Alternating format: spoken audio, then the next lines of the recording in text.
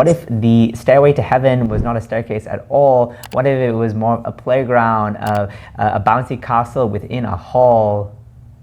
How would that allow you to stop your stall and move into grace?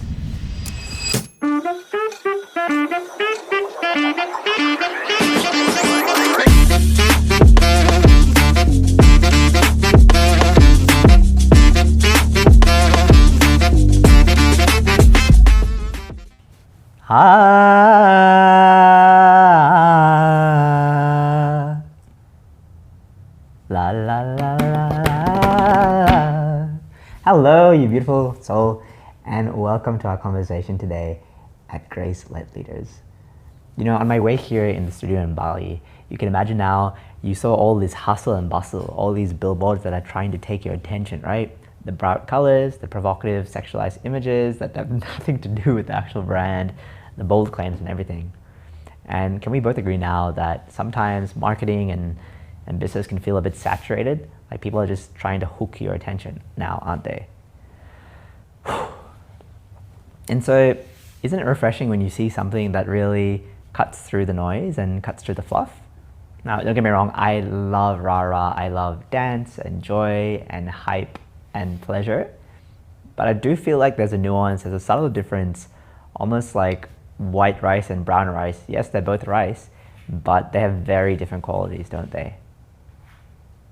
So I love rah-rah, but I don't really love fluff.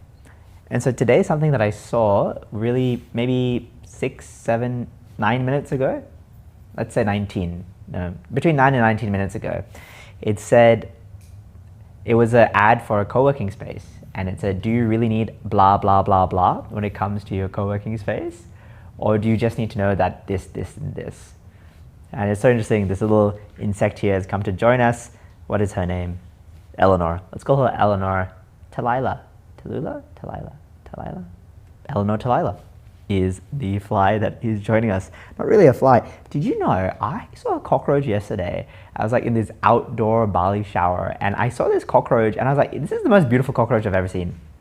I've never heard the word beautiful and cockroach used in the same sentence, but it had like streaks of yellow, it had like points of white, it was like a full-on, like, you imagine like those, you know, tribal African paintings when they're in a ritual and important ceremony. It looked like that. I was like, this is divine. Now, what's really interesting is that that billboard said, do you really need blah, blah, blah when it comes to your office space? Or are you really just caring about this and this? Isn't A and B the most important thing? And I think it was a high-speed internet, and I didn't read the next part. For me, it would be a great atmosphere with great people. And so what's fascinating is, and the topic of today's conversation, my friend, or topic of topics, I should say, is the journey of the transmuter. The journey of the transmuter. Because let's face it, at this point, the fact that you're still here says something about you. I didn't start with specifics about the ROI, or I didn't start about specifics of here are the 3 bullet points we're going to be covering today. I actually started with a story, and then also talked about the tension between wanting to stand out and have your work and your creation seen, and at the same time doing so in a way where it's not fluff. And so the fact that this thread of consciousness, this thread of substance, is something that feels good on your skin, or at least you're open to feeling into, say something about you and me. Because earlier today, I was having a conversation with somebody called Roscoe. Now, Roscoe has been in my life for, hello, Eleanor Talila, how are you? Roscoe has been in my life since 2016. Back when I was in the tech startup world, I used to run an ed tech company, education technology, and we created like the Netflix for teachers' professional development. And he helped me like work out my pitch, and you know, this was a time where I was really involved in that space. Part of me wanted to be a venture capitalist, part of me wanted to run my own startup. It was a whole thing. But today morning I was texting with Roscoe because a couple of days ago I got invited to speak at an event in Australia, and he's a speaker there as well. I will speak and I will MC, which is really fun, and it's cool because it's cool. Anyways, and I always love it when I'm speaking alongside people who are like a decade or more older than me. I feel like I get insights into, you know, what it'll be like to be a parent, what it'll be like to have my own family unit, what it'll be like to, etc., etc., etc. Anyways, me and Roscoe talking, I'm like, bro, you know, dude, I feel like whenever I land on a word to really describe the person that I'm here to walk with, I feel this certainty, but it's fleeting.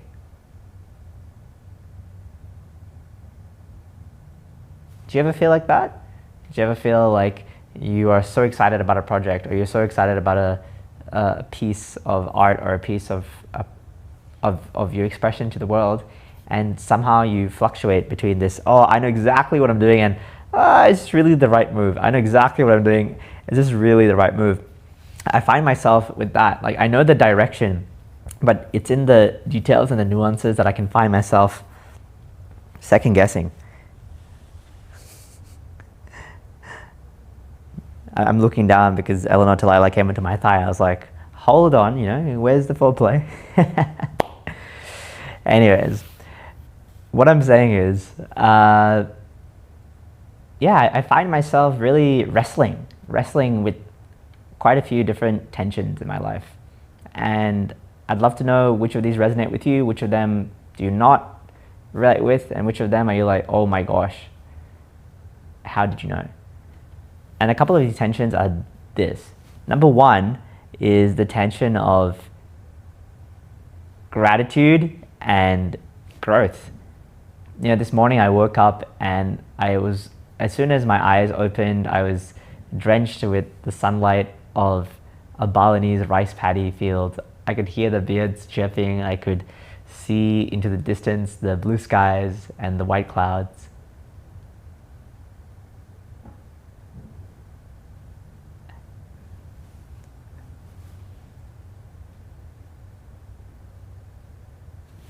And that silence we just shared together is how I felt. And so from one hand, there was this deep sense of completion. If I lived the entirety of my life in this being, voila.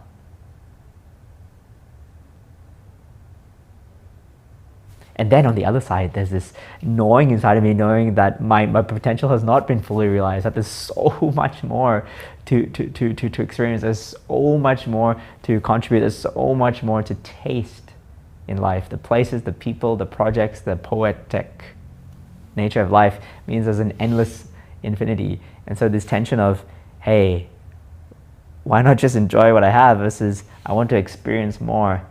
And it's so interesting. It clicks to me right now. Why not experience what I have?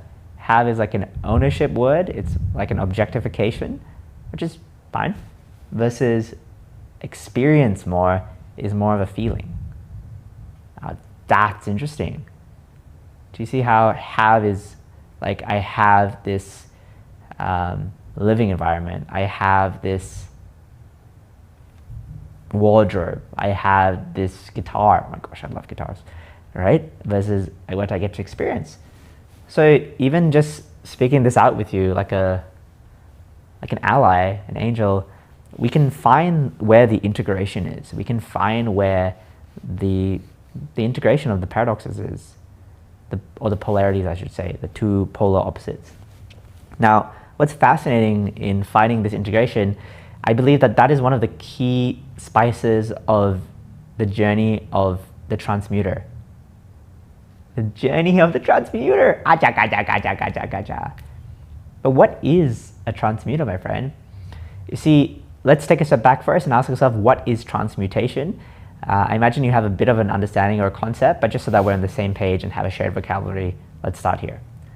So if we think about transmutation, it's very similar to transformation, but not exactly. So if you think about how, you take a bunch of oranges over here, you put them in a juicer, is that what it's called? Or like that thing where you press down to it, and then all the juice comes out, it's like squirting out of you, and then you make orange juice. You've transmuted from orange to orange juice. That's one example.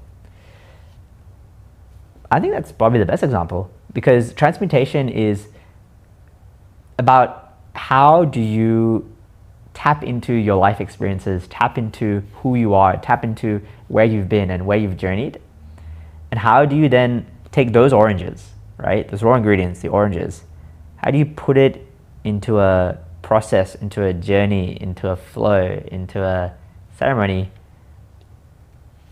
and then on the other side of it is the juice, is the nectar, is the rasa, is the essence.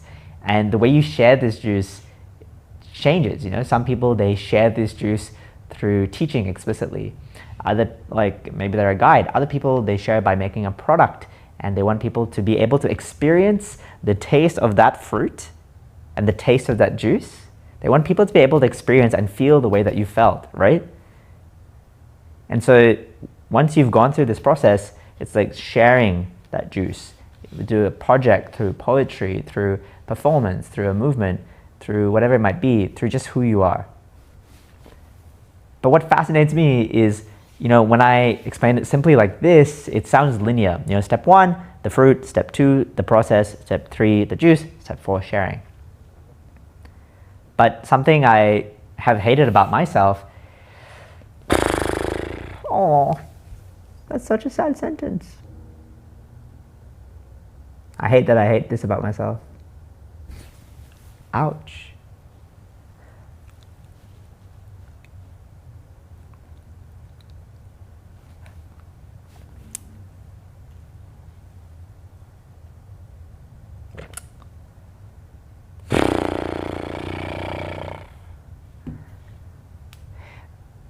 And do you see how even in this moment, it's not linear? I'm processing the fruit and the juice is spurting out as I'm sharing it with you. Wild, eh? And so really this, not even cyclical. What's the word? It's not linear. It's not cyclical. It's emulsification. No, it's close. Mess. There's a mess of an experience. There's a mess of an experience. This juicy, yummy, dirty, crazy, tantalizing mess. Naughty, zesty, spicy mess of an experience is my experience. And I'd like to believe that I'm not alone. I'd like to believe that there's a part of you that resonates with this. Can I tell you a secret? So I was speaking to an old mentor of mine a while ago on WhatsApp, and I figured out that part of the reason that I'm building Grace Set Leaders, sure, part of it is to help other, transmuters feel more connected, but frankly, a big part of it is so that I feel less alone.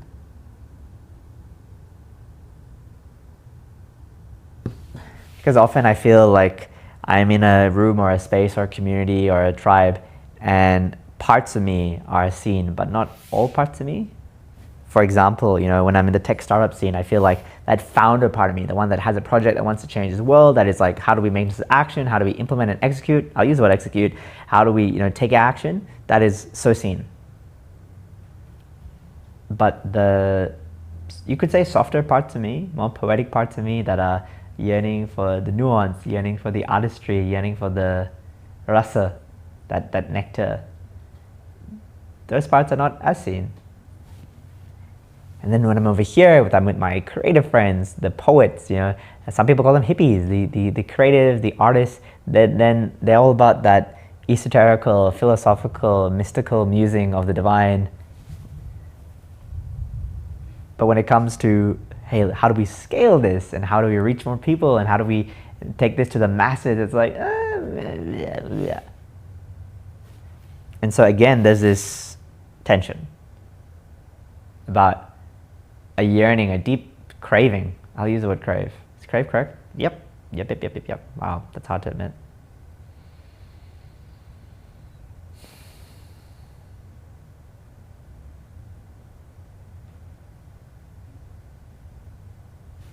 This deep craving to be in a place where all of me is seen and witnessed. And I know, as you're listening to this, or as I'm saying this, I'm like, why do I have such a deep need to be witnessed? Can't I be self-sufficient or whole in myself, perfect, whole, and complete?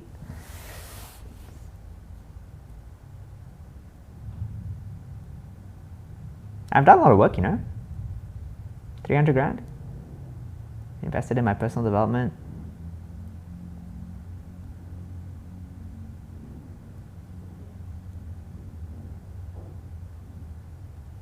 So again, I remember a mentor of mine, Jessica, we used to talk about that tension of, hey, I can meet all my needs.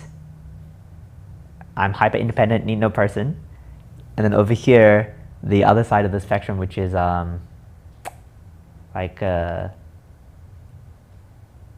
what you might think of when you hear the word neediness. But what I found is true is that it's in the middle, in this integration where, yes, I can meet my needs, but I would love them to be met by another.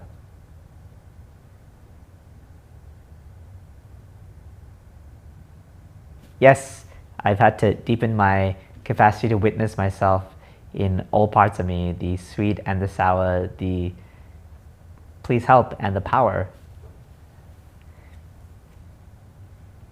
But at the end of the day, I want to be witnessed. I want to be seen. I want to be felt. And most of all, I want to be gotten.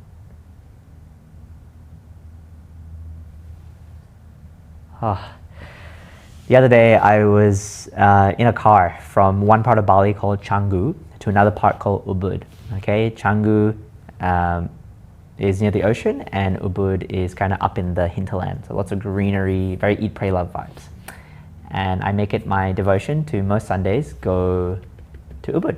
There's lovely dancing and kirtan being devotional music, a way to connect with the divine through group singing. Ah, look, Eleanor Talila is back. She must be a kirtan person. La la la la la la la la la la la la la. We'll keep filming it. La la la la la la.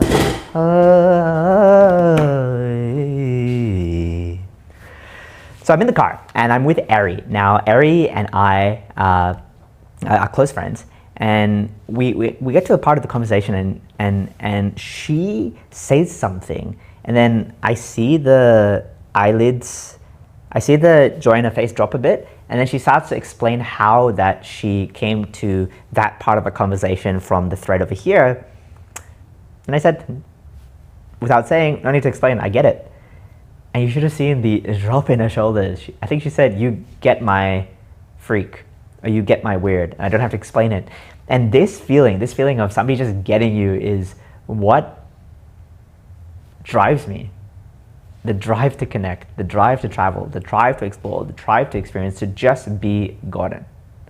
In fact, today, as I said in that conversation with Roscoe, right, I was like typing in my ChatGPT, and then one of the things it said is, you are like, when it comes to investing in mentors and investing in communities and investing in experiences, you are discerning because you want to make sure that it's coming from a place where you're investing in a mentor who just gets it.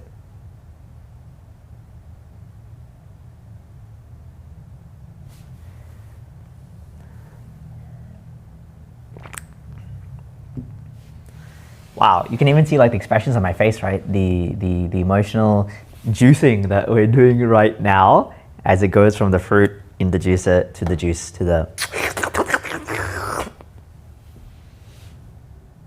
Now, let's take a step back and let's just recap a bit about where we've been in this journey so far, all right? And the overarching theme, as you know, is the journey of the transmuter.